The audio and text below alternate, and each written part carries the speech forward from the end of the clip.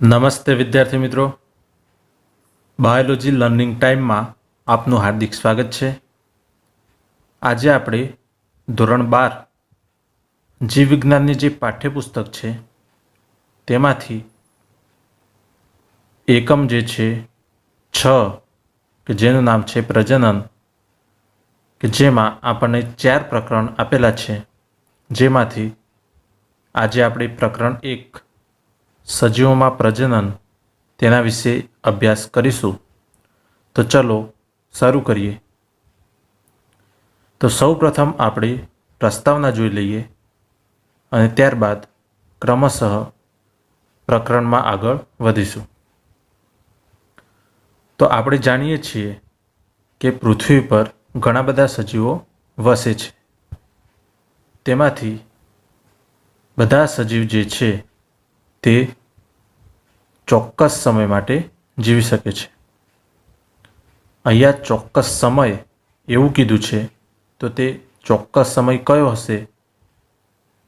તો તે ચોક્કસ સમય જે છે તે સજીવનો જીવનકાળ હશે, કે જેને આપણે લાઈફ સ્પેન કહીએ છીએ। તો હવે આપણને એમ થાય કે જીવનકાળ એટલે શું? તો જીવનકાળની આપણે વાત કરીએ તો સજીવના જન્મથી લઈ તેના કુદરતી મૃત્યુને આવર્તતો સમય જે છે તે સજીવનો જીવનકાળ દર્શાવે છે। એટલે કે સજીવ જ્યારે જન્મ લે છે ત્યારથી લઈને જ્યારે તેનું કુદરતી મૃત્યુ થશે, તો આ બંને વચ્ચેનો સમયગાળો છે, એટલે કે જન્મથી લઈને કુદરતી મૃત્યુ વચ્ચેનો જે સમયગાળો છે તેને આપણે જીવનકાળ કહીશું। તો આ પરથી અહીંયા આપણને કેટલાક સજીવોના જીવનકાળ આપેલા છે અને કેટલાકના નથી આપ્યા, કે જે આપણે જાતે શોધીને લખવાના છે। તો અહીંયા આપણે એક પછી એક અહીંયા આપેલા દરેક સજીવના જીવનકાળ વિશે આપણે જોઈએ। તો અહીંયા જે સજીવો આપેલા છે તેના આપણે અંદાજિત જીવનકાળની આપણે વાત કરીશું। તો સૌપ્રથમ હાથીની વાત કરીએ તો હાથીનો અંદાજિત જીવનકાળ 60 થી 90 વર્ષ છે। ત્યારબાદ ગુલાબ 5 થી 7 વર્ષ, કૂતરો 20 થી 25 વર્ષ, પતંગિયું 1 થી 2 અઠવાડિયા, કાગડો જે છે એ 15 વર્ષ, કેળની વાત કરીએ તો 25 વર્ષ, ત્યારબાદ ગાય 20 થી 25 વર્ષ, પોપટ 140 વર્ષ, મગર જે છે તે 60 વર્ષ, ઘોડો 60 વર્ષ, ફળમાખી 2 અઠવાડિયા, ડાંગરનો છોડ 3 થી 4 મહિના, કાચબો 100 થી 150 વર્ષ અને વડનું વૃક્ષ જે છે તે અંદાજિત જીવનકાળ તેની વાત કરીએ તો 200 વર્ષ છે। આમ અહીંયા આપણે જે છે એ કેટલાક સજીવોના જીવનકાળ જોયા। તો આ પરથી આપણે કહી શકીએ કે દરેક સજીવના જે જીવનકાળ જે છે તે સમાન હોતા નથી। અહીંયા આપણે જોયું કે અમુક સજીવ જે છે તેના જીવનકાળ આપણે અઠવાડિયામાં જોયા, અમુકના મહિનામાં જોયા અને અમુક સજીવના વર્ષમાં આપણે જોયા। તો આના પરથી આપણે કહી શકીએ કે જે જીવનકાળ જે છે તે થોડાક દિવસોનો ટૂંકો અથવા કેટલાક હજાર વર્ષ સુધી લાંબો પણ જોવા મળે છે। તો થોડાક દિવસોનો ટૂંકોની આપણે વાત કરીએ તો એક ઉદાહરણ લઈએ કે જે મે ફ્લાય છે તેનો જીવનકાળ 1 દિવસનો છે। ત્યારબાદ 1000 વર્ષ સુધીની આપણે વાત કરીએ તો જે પીપળાનું વૃક્ષ છે તેનો અંદાજિત સરેરાશ જીવનકાળની આપણે વાત કરીએ તો તે આપણને 1000 થી 1500 વર્ષ સુધીનો જોવા મળે છે। તો આ પરથી આપણે કહી શકીએ કે જે જીવનકાળ છે તે થોડાક દિવસોનો ટૂંકો અથવા કેટલાક હજાર વર્ષ સુધી લાંબો પણ જોવા મળે છે। હવે આગળ વાત કરીએ તો આ બે સીમાંતોની વચ્ચે મોટાભાગના સજીવોનો જીવનકાળ જોવા મળે છે. હવે આ બે સીમાંતો એટલે કે સીમાનો અંત. અને કયા બે સીમાંતો? તો અહીંયા આપણે અગાઉ જોયું તે પ્રમાણે દિવસની વાત કરી છે તે અને 1000 વર્ષની વાત કરી છે તે. એટલે કે આ બે સીમાંતો એટલે કે દિવસો અને 1000 વર્ષોની વચ્ચેનો જે સમયગાળો છે તેમાં મોટાભાગના સજીવોનો જીવનકાળ આપણને જોવા મળે છે. તો હવે આગળ વાત કરીએ તો જે સજીવનો જીવનકાળ જે છે તે તેના કદ સાથે સંકળાયેલ હોય તે જરૂરી નથી. એટલે કે જો સમાન કદના સજીવો હોય તો તેમનો જીવનકાળ સમાન જ હોય તેવું હોતું નથી. આપણે ઉદાહરણ દ્વારા સમજીએ તો કાગડો અને પોપટ જે છે તે બંનેની સરખામણી કરીએ તો તેના કદમાં આપણને કોઈ ખાસ તફાવત જોવા મળતો નથી. તેમ છતાં જો આપણે તેના જીવનકાળની આપણે સરખામણી કરીએ તો તેમાં આપણે ખૂબ જ બહોળા પ્રમાણમાં તફાવત જોવા મળે છે. આપણે અગાઉ જોઈ ગયા કે જેમાં કાગડો અને પોપટ બંનેનો જીવનકાળ આપણે જોયા કે જેમાં કાગડાનો જીવનકાળ 15 વર્ષ જોયો અને પોપટનો જીવનકાળ જે છે તે 140 વર્ષ હતો.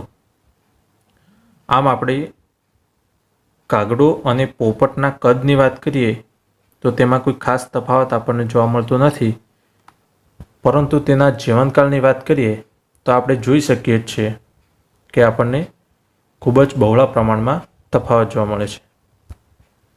તો આ પરથી આપણે કહી શકીએ કે સજીવનો જીવનકાળ તેના કદ સાથે સંકળાયેલ હોય તે જરૂરી નથી. આપણે એક બીજું ઉદાહરણ લઈએ તો અહીંયા આપણે જે છે એ પીપળાના વૃક્ષની સરખામણીમાં આપણે કેરીના વૃક્ષની વાત કરવાની છે. તો પીપળાના વૃક્ષની સાપેક્ષે કેરીના વૃક્ષનો જીવનકાળ ઘણો ટૂંકો છે.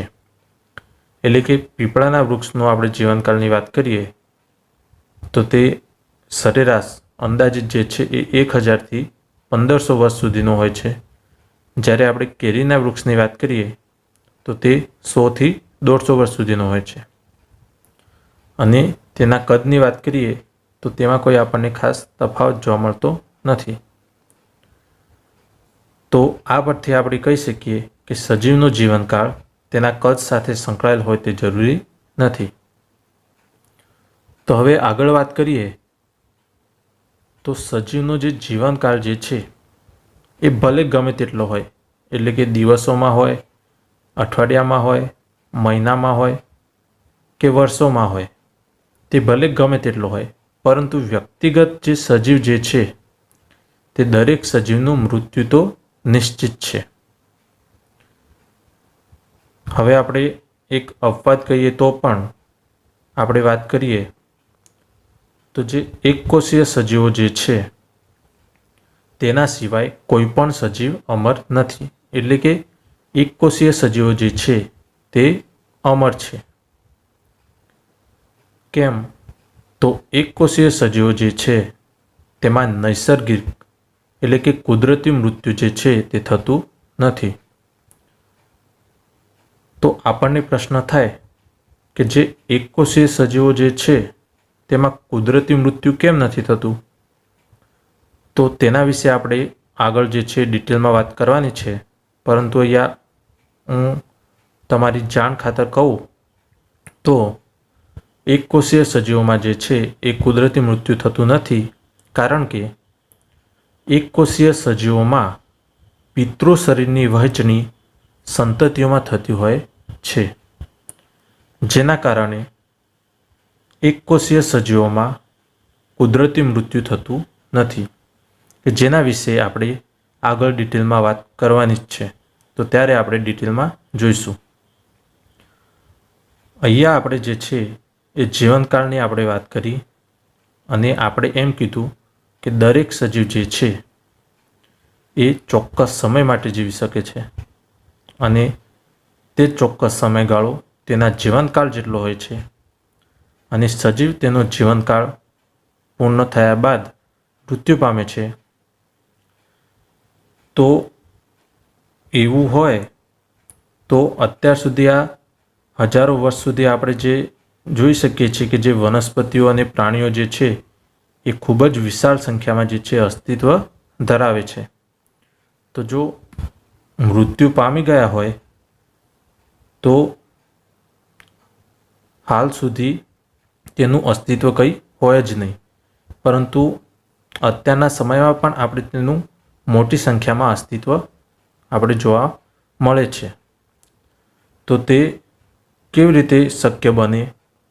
તો તેના પાછળ કઈ એવી પ્રક્રિયા હોવી જ જોઈએ કે જેના દ્વારા સજીવો પોતાની જે છે એ સાતત્યતાની ખાતરી આપે છે કે પોતાનું અસ્તિત્વ જે છે એ હાલ સુધી ટકાવી રાખ્યું છે.